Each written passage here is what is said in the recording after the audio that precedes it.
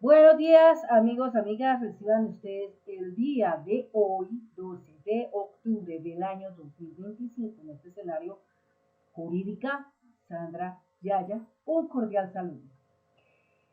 Parece que todo va girando para acorralar y ahogar, sofocar al punto de que no pueda ni respirar el expresidente Álvaro Uribe Vélez. Y no solo él, sino su hermano también, Santiago Uribe Vélez. La vida les empieza a pasar una y otra factura sin perdón. Primero la revelación esta semana de la juez muy valiente, la señora Claudia, por acá la tenemos aquí al principio la notica, la señora Claudia Marcela Castro, valiente mujer, quien ordenó compulsar copias para investigar los homicidios, los asesinatos de los señores Umaña y Valle. Pareciera que el señor Uribe no desapareció del todo las pruebas que lo ponen en enorme evidencia. Hace unos años atrás, Daniel Coronel, periodista colombiano reconocido, hoy escritor de columnas periodísticas en la revista Cambio, en la sección Los Danieles, expuso de una manera más actualizada la misma nota de unos años atrás, cuyo titular es El testigo asesinado. Y hoy, con apuntes más actualizados, trae a la luz de la verdad toda esta información que se vuelve muy supremamente interesante, porque tal vez con esto que se le está revelando ya, muy posiblemente le llegue prontamente una condena mucho más alta que la que ya recibió, de 12 años por fraude procesal y soborno en actuación penal, ¿no? Bueno, lo cierto es que había un señor que parece que se pensó que se había desaparecido, seguramente dejó alguna prueba que revelaría en el futuro esto que muchas veces ellos intentaron por una y por otra parte ocultar y casi que permear la justicia para favorecer su impunidad, al punto de que no lo lograran. Pero vea las cosas como caminaron en este momento. Y creo que con esto que surge a la luz, muy probablemente en esta ocasión no se pueda escapar el señor Álvaro Uribe Vélez y su hermano Santiago Uribe Vélez de lo que los acusan en este momento y que están mirando a ver cómo intentan intimidar con su modus operandi a la jueza que compulsó las copias. Por eso digo que las mujeres juezas de este país que están con estos casos de Álvaro Uribe son extremadamente valientes y hay que aplaudirlas y honrarlas y felicitarlas porque ninguna persona se atreve a eso, ni siquiera los hombres. Son temerosos, son miedosos, prefieren que siga el Señor en la impunidad y no se le cobre en esta vida todo el daño grande que le ha hecho a este país Colombia y aún le sigue haciendo a Colombia. Vamos a mirar la nota, dice así, yo la voy a leer textualmente tal como está escrita en Revista Cambio. Y esta fue expuesta, bueno, esta es domingo 12 de octubre del 2026. Está expuesta por Daniel Coronel, el testigo asesinado, publicado el 12 de octubre del 2025 a las 3 de la mañana. La juez Claudia Marcela Castro ordenó esta semana que, entre comillas, se investigue a Álvaro Uribe Vélez, Santiago Uribe Vélez y al general Ospina como presuntos determinadores del homicidio de los ciudadanos Jorge Eduardo Umaña Mendoza, profesor catedrático, y Jesús María Valle Jaramillo, abogado. defensor de derechos humanos. La orden es parte de la sentencia que condena a 28 años de cárcel al exdirector del DAS, José Miguel Narváez.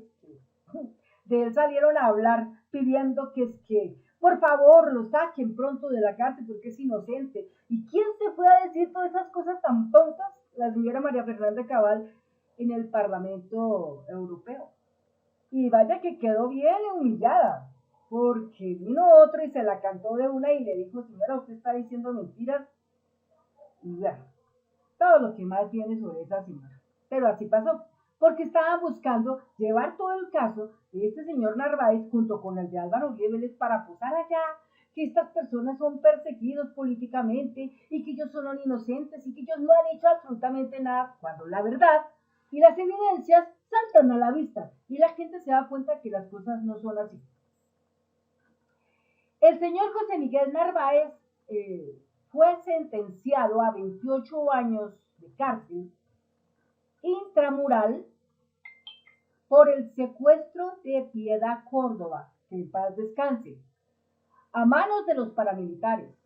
Narváez además purgó una pena de 30 años de cárcel por el asesinato de Jaime Garzón, o sea, la sigue pagando, pero le siguen achantando más tiempo en la cárcel, 28 años. ¿Cuánto son 28 y 30? 58 años. El señor ya no sale nunca de la cárcel. Así sencillamente está. La condena señala que se puede inferir la existencia de una estructura organizada que mató a los abogados defensores de derechos humanos Mañi Valle, al senador Manuel Cepeda Vargas y al humorista, Jaime Garzón. El fallo judicial dice que la organización criminal actuaba, entre comillas, en coordinación con actores estatales y operadores ideológicos, cierra comillas.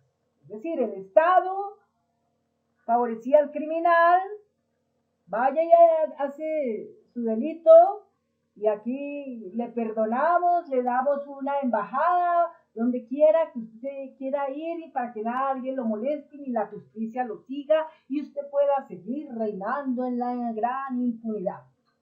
Pero eso no se logró. La juez cita el testimonio del paramilitar Francisco Villalba, que ya también murió. Inmediatamente el expresidente Uribe saltó como los huevos en una cacerola revueltos. Calificó la decisión de la juez de, entre comillas, miserable. Eso dijo Uribe a la juez, ¡qué miserable! ¡Qué miserable que usted sale a decir la verdad! ¡Qué miserable que me quiere sacar del cuadro de la impunidad! Carambas, qué miserable el destino que le está poniendo a Uribe y a su hermano, porque lamentablemente no existe crimen perfecto, porque a la final todos se van a enterar y todo va a salir a la luz, como que existe un Dios que todo lo ve. Entonces, aseguró que el testimonio de Villalba ya fue desechado por la justicia. Esto ya no sirve, eso ya no existe, eso ya no es nada. La verdad es distinta. Las declaraciones del paramilitar asesinado siguen siendo fundamentales para la investigación de estos crímenes y de la masacre del Aro, que está lista para que también por ese lado el señor vaya a juicio. Por la masacre del Aro, porque tiene mucho que ver, aunque el señor allá pinte que no, y aunque el Centro Democrático pinte que no, y aunque el director del Centro Democrático pinte que no, y la señora María Fernanda Cabal pinte que no, y Paloma Valencia pinte que no, lamentablemente se dará y se está dando.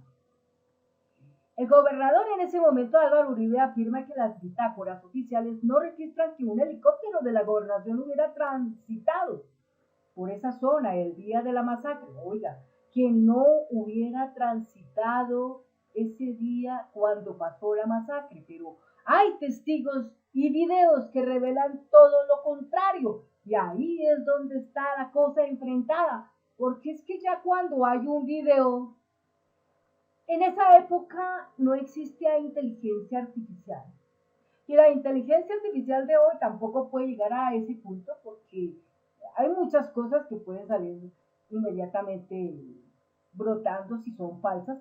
No se puede, son realidades y se están dando. En cambio, vea de aquí lo que viene. Salvatore Mancuso me confirmó. Salvatore Mancuso le confirmó. Lo confirmó.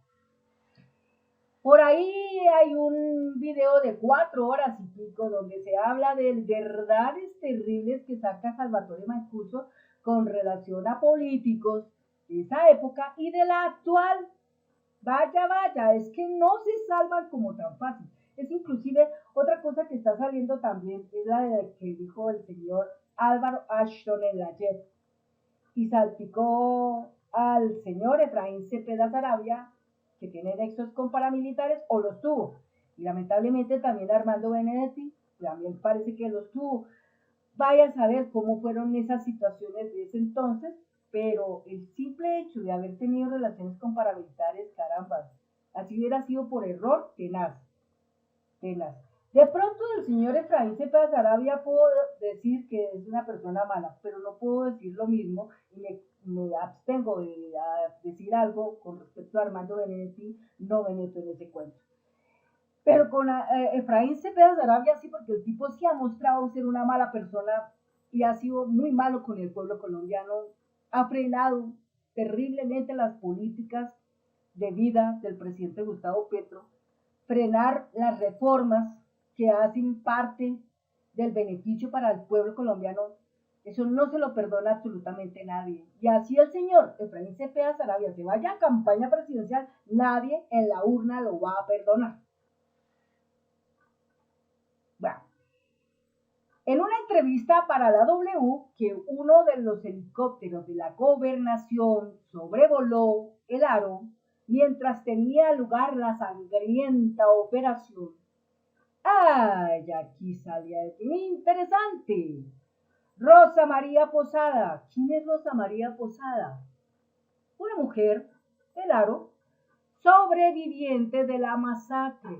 ¡Ay! Caramba, siempre se dice que a pesar de que intentan hacer un crimen perfecto, algo que les queda sin mirar y ese hilito después se desata y por ahí empieza la cosa y se descubre todo el pastel. Caramba, yo siempre he dicho que es muy difícil hacer un crimen tan perfecto y el señor Álvaro Uribe nunca lo pensó y pensó que con toda su cantidad de dinero que tiene y poder y todo eso, pensó que podía ocultar estas verdades así porque sí, y nunca saldrían a la luz. Vaya que gran cosa de la vida y grandes equivocaciones y errores. Carambas, pero así es la vida. Ese es el destino, al cual nadie puede escapar. Nadie escapa de su destino. La señora Rosa María Posada, sobreviviente de la masacre, también declara haber visto el helicóptero amarillo el día del asesinato masivo. Vaya. Esto es lo que pone en un jaque mate a Uribe Vélez y a Santiago Uribe Vélez, quienes ostentan todo el tiempo rezar y decir: yo soy inocente, hagan una marcha para mostrar que yo soy inocente. No, caramba, las cosas no pueden ser así. Es que siempre algo va a salir a la luz, lastimosamente, siempre va a salir. Mejor dicho, para que la gente no pueda ser denunciada, tienen que matarlos a todos. Tremendo. En la época antigua, en la China, esos grandes criminales, cuando hacían cosas malas y alguien lo miraba y era el testigo, era increíble, no mataban solamente al testigo, se iban contra toda la familia y las generaciones siguientes. Increíble, pero era así, barbárico. Tremendo. Pablo Escobar Gaviria siempre decía: es que yo me voy a ir detrás de su familia y de todas sus generaciones. Y eso parece que también lo usó el señor Uribe Vélez como política, pero no le funcionó porque mira, han pasado tantos años y hoy una señora es testigo. ¿Será que de pronto esa señora en esa época era tal vez una niña, por ahí, 12 años, 13 años? Y hoy ya será una señora de 40, 50 años, o menos de eso, pero con memoria, y recordará: sí, ese día sobrevoló un helicóptero amarillo mientras sucedía la masacre, las muertes masivamente. Bueno, entonces, dice más, Villalba afirmó que antes de la matanza hubo una reunión a la que asistieron Álvaro Uribe, Santiago Uribe, ojo, el señor Mancuso, Cobra 90, Carlos Castaño, mi persona, Junior y los 22 hombres que yo tenía bajo mi mando. Mancuso no puede haber sufrido de amnesia, lo retiene bien clarito y lo recuerda como si fuera el día de ayer. Y tal vez eso también lo había expuesto el ayer. Poco después de su declaración en 2008, durante el segundo periodo presidencial de Uribe, llegó a manos del entonces jefe de Estado una carta con firma y huella de Francisco Villalba. En el escrito con buena caligrafía, el paramilitar prácticamente iletrado firmaba un texto en el que se retractaba en términos pomposos, entre comillas. Quiero pedirle perdón a usted por haber mancillado su nombre y ponerlo en la palestra pública. Cierra comillas. Es muy curioso mirar este punto porque todos conocemos con lo que pudimos apreciar en el juicio de Álvaro Uribe Vélez, que ellos tienen un modus operandi que activa lo siguiente: ellos hacen firmar documentos en blanco y después lo llenan con cualquier cosa que les beneficie a ellos. Y eso fue lo que hicieron aquí. Pero mira lo que pasa después. Con satisfacción, Uribe hizo pública la comunicación, como diciendo, me salvé, estoy limpio. Lo logré, pero ya estoy limpio. Lo que jamás pudo explicar es cómo llegó la carta a la casa de Nariño. No tenía ningún registro de erradicación, ni había sido enviado por correo. Carambas, ¿cómo llegó? Yo soy de las personas que he podido entrar a la casa de Nariño y sé que entrar allá, usted tiene que hacer todo un protocolo, tiene que pasar primero por una recepción, dar todos sus datos, dónde vive, quién es, su número telefónico, su profesión, cuál es el motivo de la visita a ese lugar. Y aparte de eso, usted no se va a las oficinas solo, se va acompañado de una persona que le llaman el guía. Y a donde usted entra, al pasillo A, al pasillo B, siempre hay un guardián con un libro grandote donde dicen los registros de quién entró. Curiosamente, ese día cuando yo entré, alguien dijo, alguien ya entró aquí con el apellido Yaya. ¿Quién? No sé, pero alguien entró con el apellido Yaya. Yaya es un apellido que nos dice que hemos entrado a la casa de Nariño. Entonces, por eso digo que tremendo, ¿no? O sea, ¿quién llevaría esa carta sin pasar por todos estos protocolos?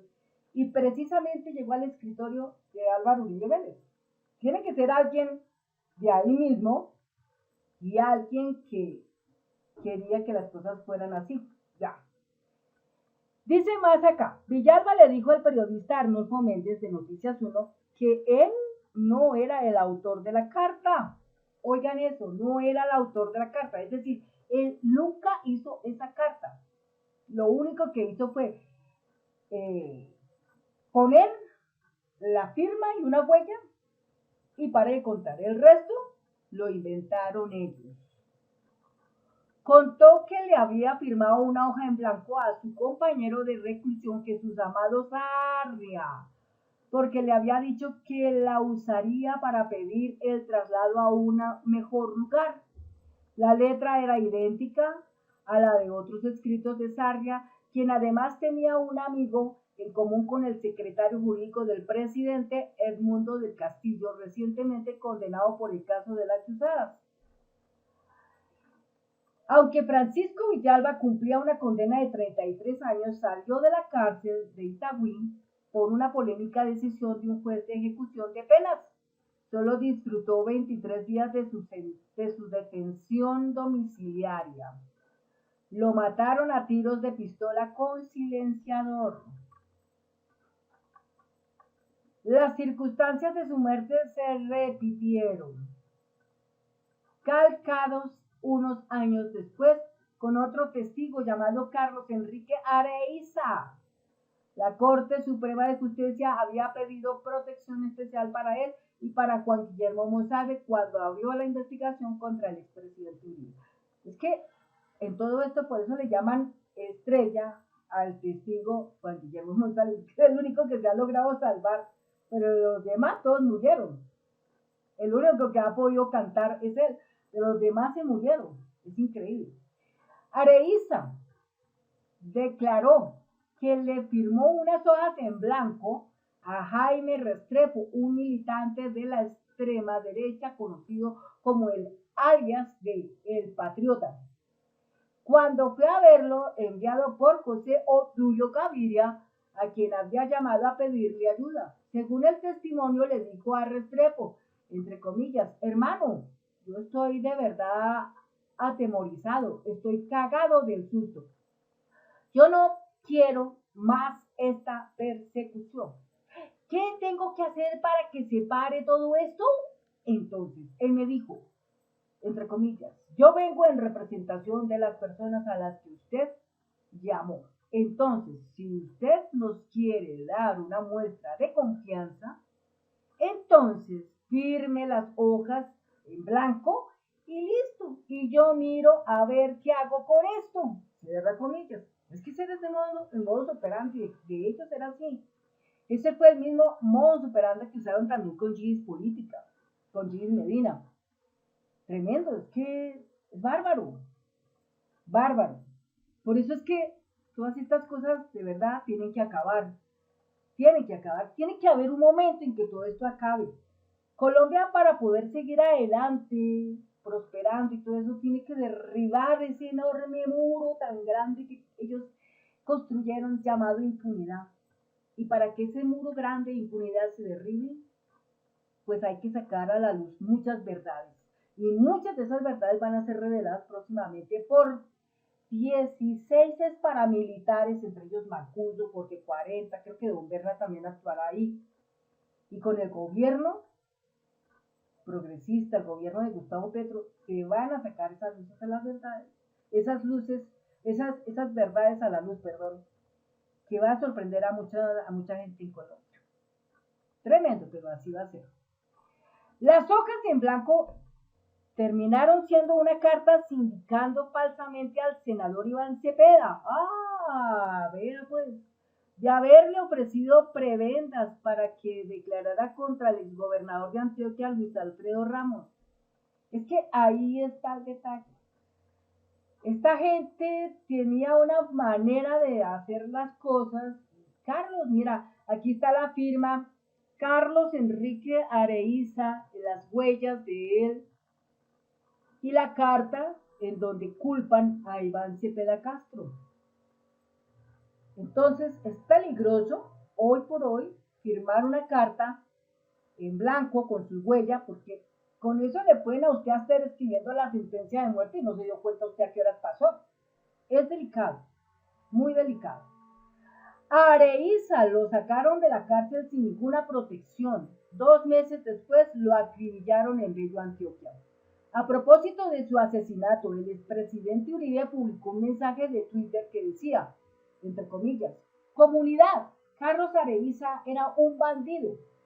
Murió en su ley. Areíza es un buen muerto. Si no, que lo diga Cepeda.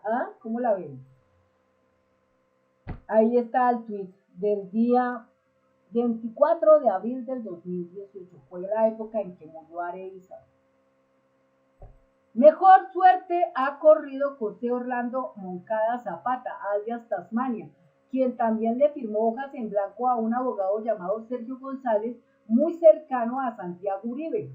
Esas hojas fueron usadas para hacer una carta contra el entonces magistrado investigador de la parapolítica Iván Velázquez.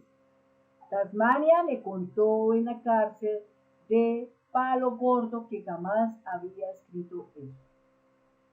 ¿Sí? Ahí está este video donde él cuenta eso. Parece que hay un patrón en estos casos. Hasta ahora no hay ningún resultado en las investigaciones por los asesinatos de Villalba y Areíza. José Orlando Moncada, alias Tasmania, quien ya está libre, grabó un video un video que considera su seguro de vida. Menos mal que lo hizo.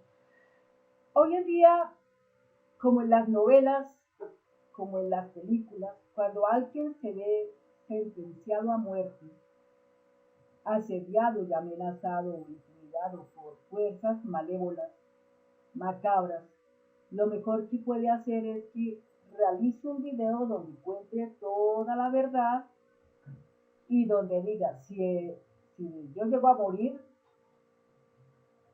abran este video y ahí revelaré la verdad y diré quiénes son los culpables y documentos expondré y los dejaré en ciertos puntos clave donde los pueden reclamar.